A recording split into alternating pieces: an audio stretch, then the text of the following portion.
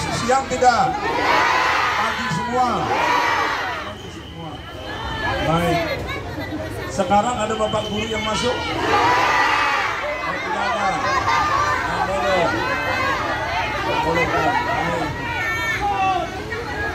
Ya, Bapak Ibu sekalian yang berbahagia, terima kasih banyak. Saya sudah cukup jelas dan ini akan saya segera rumuskan bersama dengan teman-teman di Komisi D dan nanti kita bicarakan dengan pemerintah agar pemerintah arif, bijaksana, betul tidak? Sebab ini bicara masa depan anak kita, anak ibu. Pada prinsipnya ibu setuju sekolah ini dipindah, cuma tolong proses dan mekanismenya yang baik. Betul tidak? Diajak musyawarah. Nanti sekolahnya di sini. Betul tidak?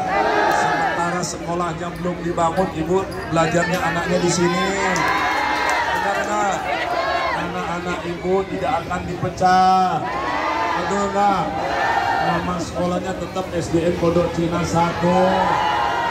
Apa yang susah sebetulnya?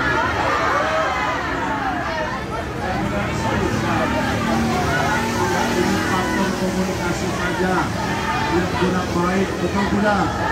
Yang tidak dibangun oleh pemerintah kota, dalam hal ini wali kota dengan dinas terkait yaitu dinas pendidikan.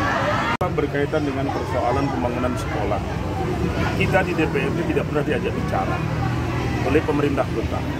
Apa tujuannya sekolah ini harus dirubah menjadi masjid? Apakah memang betul di sini dibutuhkan betul keberadaan masjid itu? Seperti itu. Ini juga tidak pernah dibicarakan. Yang kami tahu pada saat itu Pak Ridwan Kamil diajak kemari, yang kan tanpa ada musyawarah lagi, tanpa ada komunikasi lagi, yang kan bahwa ini mau dibongkar untuk dibangun. Secara etika politik, pemerintahan itu tidak boleh dilakukan secara sepihak. Karena apapun yang dibangun oleh pemerintah itu banyak pihak yang harus diajak bicara dan yang pada akhirnya menikmati, terutama masyarakat itu sendiri. Pertanyaannya adalah, apakah pemerintah pernah bertanya kepada wali murid ini, kepada orang tua di sini, setuju tidak dipindah? Tidak pernah. Pernah nggak ditanya? Tidak pernah. Itu kan tidak. Ini jelas sangat menyalahi etika di dalam penyelenggaraan pemerintahan. Yang kedua, tidak pernah mengajak bicara kepada kita anggota DPRD, baik itu Komisi D maupun secara keseluruhan. Dibicarakan secara baik bagaimana tanggapan kita, karena kita mewakili masyarakat, karena kita dipilih oleh masyarakat. Dan belum pernah juga dibahas, yang kan di dalam forum-forum resmi DPRD, anggarannya dari provinsi berapa nilai? Yang kan sudah masuk di APBD 2022 ini berapa nilai? Kemudian kapan di tendernya dan kapan dilaksanakannya, kapan di ED-nya dibuat dan seterusnya. Itu tidak pernah dibicarakan.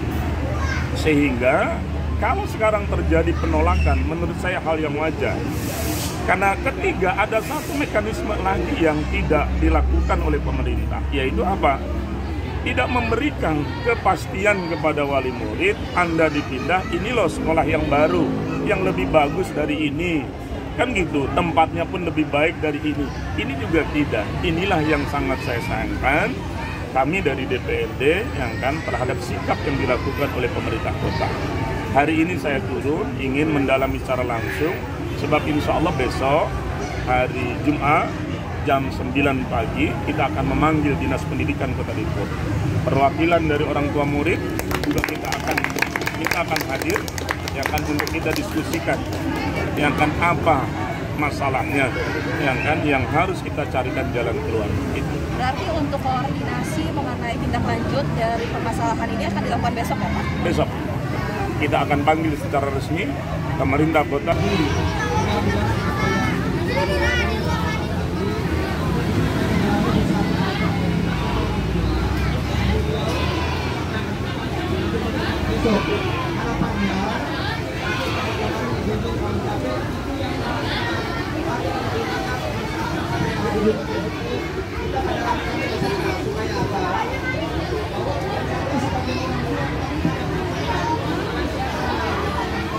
Setuju.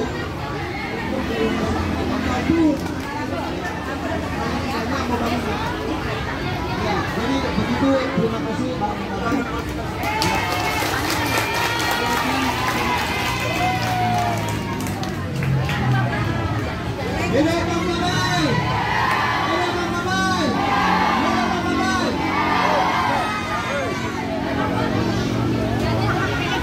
kami memang tidak menolak dibangunnya masjid, hanya mekanisme saja lebih terukur dan menurut perundang-undangan yang berlaku. Karena 90% ibu-ibu sini, mohon maaf, pengetahuan hukumnya kan kurang. Jadi jangan sampai ibu-ibu ini kekurangannya dimanfaatkan oleh pihak-pihak lain. Kehadiran Bang Babai untuk mengetahui lebih jauh, apalagi di bidang pendidikan, mudah-mudahan ibu-ibu mendapat knowledge yang lebih baik daripada yang sebelum-sebelumnya. Terima kasih. Dan satu hal, kalau tidak salah, SDN Pondok Cina 1 ini belum memenuhi syarat untuk dijadikan regrouping. Karena salah satu syarat regrouping adalah siswa harus kurang dari 120 siswa menurut Undang-Undang Pemdikbud nomor 36 2014. Dan yang terakhir, regrouping terjadi jika sekolah ini tidak ada kegiatan belajar mengajar, baru diadakan regrouping. Ini ucuk-ucuk, totonya muncul surat BDR yang BDR kita hanya tahu di saat pandemi COVID, dan kita tahu bahwa itu tidak mungkin diterapkan di tempat lain, dan yang mengeluarkan BDR itu biasanya Satgas, ini Disdik. Saya juga aneh. Dan yang terakhir, pembicaraan tentang Pondok Cina 5 dan Pondok Cina 3 itu hanya satu kali terjadi, yaitu 26 Agustus. Itu ada notulen tanggal 21 Oktober, kalau Bapak nanti saya kasih hard copy-nya. Itu kami sebagai orang tua tidak pernah diajak. Mereka mungkin berkilah ada komite sekolah yang namanya Pak Karyono. Kami, ya Pak Ayahulgan, mungkin tidak mengakui adanya komite sekolah itu. Kenapa? Komite sekolah itu anaknya tidak ada di sini, Bapak. Dia udah jadi komite jadi zaman anak saya belum sekolah, udah lebih dari 5 tahun. Seharusnya kan mekanisme komite itu tidak salah. Yang anaknya sekolah di sini. Iya, jadi kami bersepakat tidak menganggap dia sebagai komite. Atas dasar itulah kami tidak pernah diajak bicara lagi setelah tanggal 26 Agustus hingga tiba-tiba tanggal 3 November keluar surat pemberitahuan dari seorang PLT memberitahukan kalau akan terjadi BDR dan pemindahan siswa ke 2 SD yang berbeda. Masih kurang kuat, bosnya Sedik langsung juga menyuruh kepala sekolah agar dijadikan acuan tanggal 5 dan sampai tanggal 7 November anak-anak belajar di rumah. Tanggal 14 besok harus move ke SD. Iya, ada suratnya Pak. Terima kasih Pak Haji. Yang kan Ibu Begiki, Ibu Budia, komite ya. Ya, dan ibu-ibu semuanya, salam untuk Bapak di rumah, sampaikan insya Allah Bapak kerja ya. Bapak kalau sudah sampai rumah nanti sampaikan salam dari saya, ya kan, insya Allah kita DPRD akan memperhatikan anak-anak ibu biar sekolahnya layak. Tapi sesungguhnya kalau ini ibu mungkin kalau barangkali diberikan pilihan lebih bagus ini dibangun lebih bagus lagi ya. Itu lebih bagus lagi ya. Ketimbang harus pindah. Bener nggak? Kan dengan pihak orang tua, dengan dinas pendidikan belum ada satu pembicaraan yang mengarah untuk bagaimana mencari sebuah formula yang musyawarahnya seperti apa. Hari ini tidak pernah. Karena kami diundangnya ada pertemuan antara dinas dengan guru, lalu kemudian orang tua. Di situ kami melibatkan diri tanggal 26 Agustus. Pada saat itu kami katakan bahwa oke, kalau memang demikian kami tidak menolak. Pada prinsipnya kami tidak menolak, tetapi alangkah baiknya ya anak-anak yang sekarang bersekolah di sini dibangun dulu sekolahnya. Nanti setelah dibangun sekolah kemudian anak-anak ini dipindahkan ke sana. Dan harus diketahui juga bahwa ini sekolah yang di SDN Pondok Cina 1 ini ada 12 kelas, 12 ronde. Nah, rencananya mereka mau diregrouping ke sekolah yang notabene di sana cuma 6 kelas. Pada akhirnya karena memang rencana dipaksakan itu, mau tidak mau yang 12 kelas itu kan dipecah. Yang kelas 1, 2, dan 6 di SDN Pondok Cina 5, yang kelas 3, 4, 5 di SDN Pondok Cina 6. Dan yang menjadi catatan penting bahwa sekolah itu sebenarnya sudah tidak boleh lagi ada double shift, masih pagi dan masih siang.